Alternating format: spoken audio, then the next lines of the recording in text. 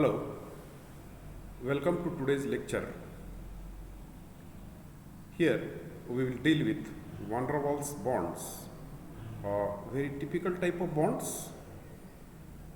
In the total lecture, we will concentrate upon 3 points. That is, what are van der Waals bond, definition point of view, then formation of van der Waals bond, how the bond formed, and we discuss the properties of the van der Waals bonds.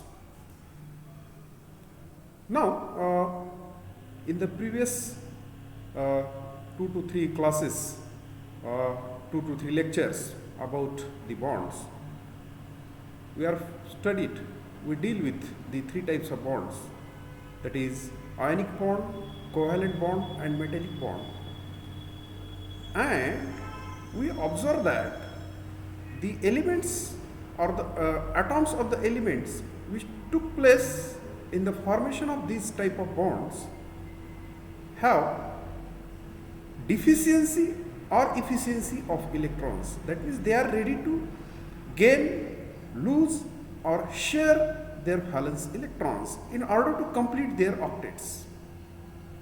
But it is interesting to know that in periodic table or in nature there are certain elements whose octet is already completed.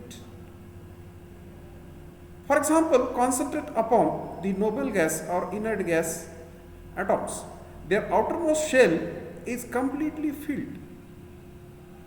Okay.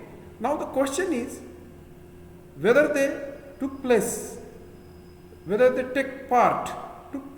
in formation of bond. Yes, there exists a specific type of force, that is weakest force, and they form a specific type of bond. And such type of crystals are called as molecular crystals, and the bond that formed between the atoms whose outermost shell is completely filled, that bond is called as van der Waals bond, and the crystals are called as molecular crystals. Now, what are the examples? The examples are simply crystalline states of inert gases. For example, helium, neon, argon, krypton, xenon, etc., etc. And other gases which were considered initially as the permanent gases, that is oxygen, chlorine, carbon dioxide, methane, etc. So, the crystalline states of the gases are formed due to the weakest bond, or which is known as the force, that is called as van der Waals bond, and such type of crystals when produced due to van der Waals bonds are recognized as molecular crystals. Okay. Now, how the bonding took place? What is the reason behind formation of the bond? Initially, we can say that the bonding arises due to a dipolar interaction between atoms or molecules of the crystal. Now, in this case, when I am talking about a dipolar, means there are 2 poles and simply these 2 poles are electric poles. That means the 2 electric charges, oppositely electric charges, one is positive charge, other is negative charge, separated by a specific distance. So this is electric dipole. Okay. So due to dipolar interaction between the atoms or molecules of the crystal, the bond is formed, and that bond is van der Waals bond. Now, how this bond is formed? Now concentrate upon figure A here. So this is inert gas atom, where you will find that there are huge number of electrons. So this is a core, okay, where there are protons and neutrons, and these are electrons, huge number of electrons. And since it is an individual atom whose octet is filled completely, so it is totally inert, and you will find that the charge distribution on the surface of the atom is spherically symmetric. That means charges are distributed on the periphery of the atom symmetrically from all sides. Okay. Now what happens in the figure B?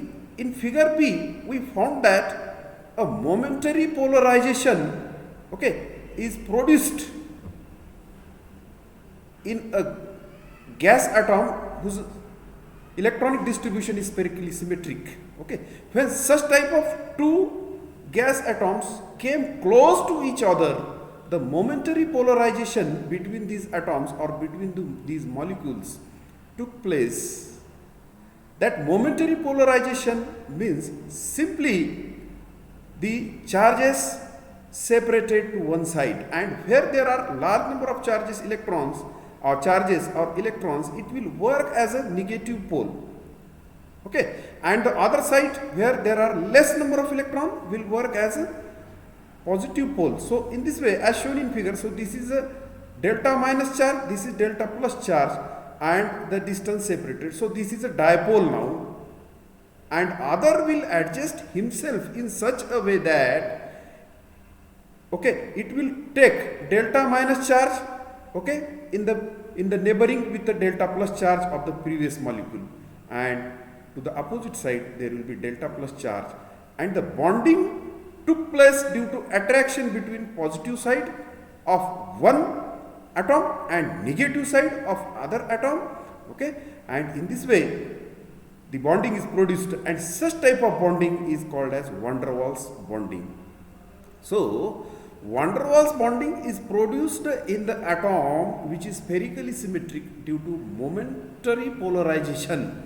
Okay, that momentary polarization disturbs the symmetry of the electronic distribution.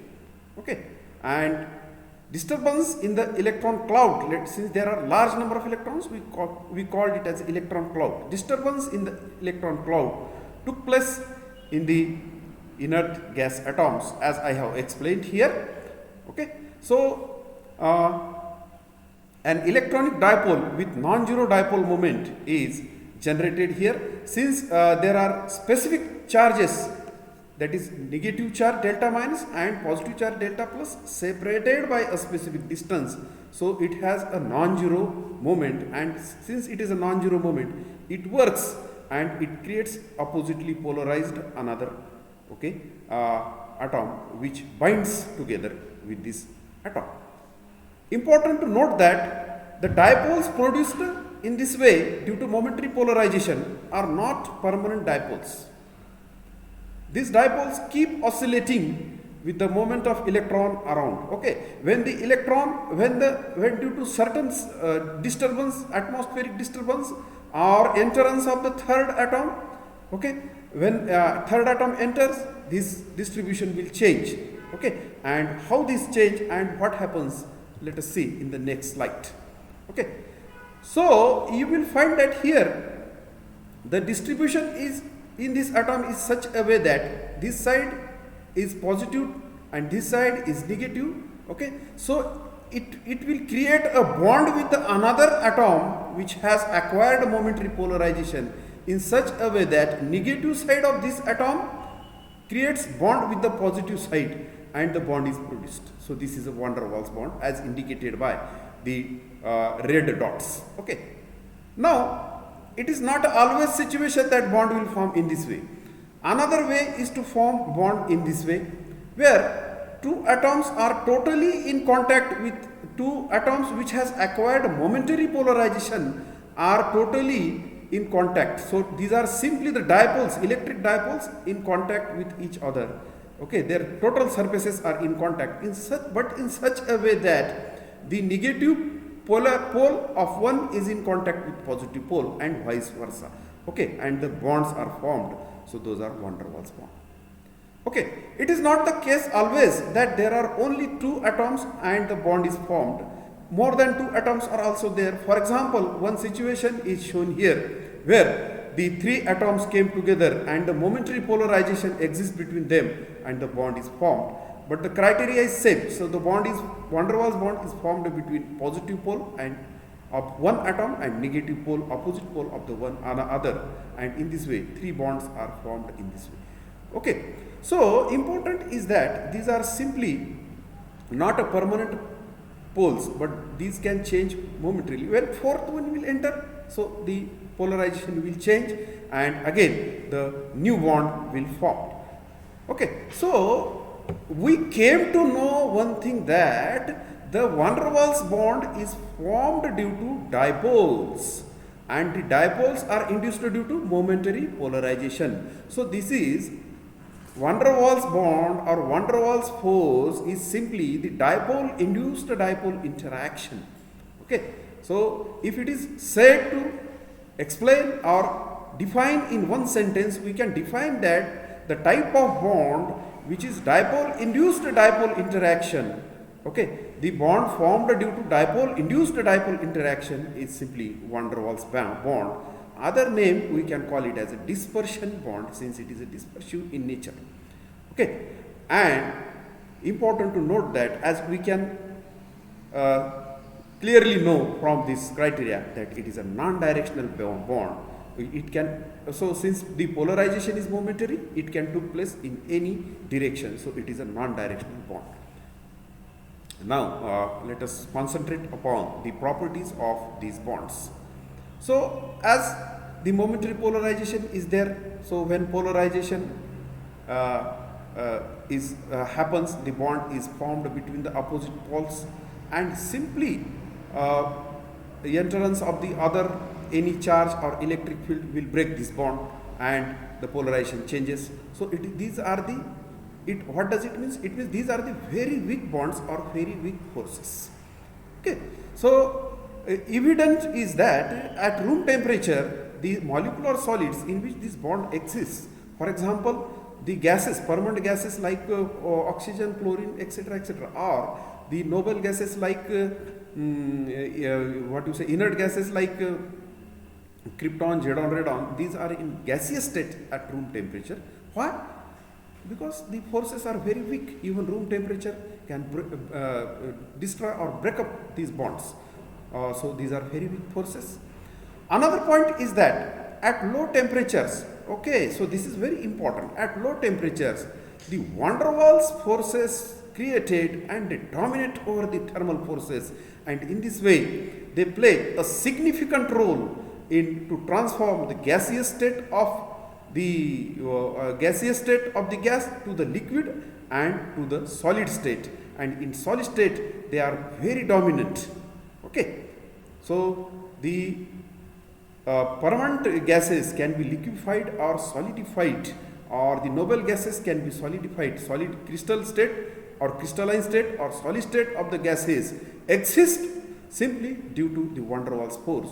So these are very significant forces, though they are weakest one. And weakest, since they are weakest one, what will be the energy? Okay, simply it is 0.1 electron volt per bond, and you compare it with the ionic bond or covalent bond, where it is 5 to 10 electron volt per bond. So in comparison to those bonds, these are very weak. But important one is that they are significant, since they are solidifying the gases, so-called gases, or the phase transformation from gas to liquid to state of the gases that took place simply due to these weakest forces. Okay, now since the binding energy is very small at that is 0.1 electron volt per bond, so they possess very low melting and boiling point, low mechanical strength, and they can be deformed easily. Okay, and since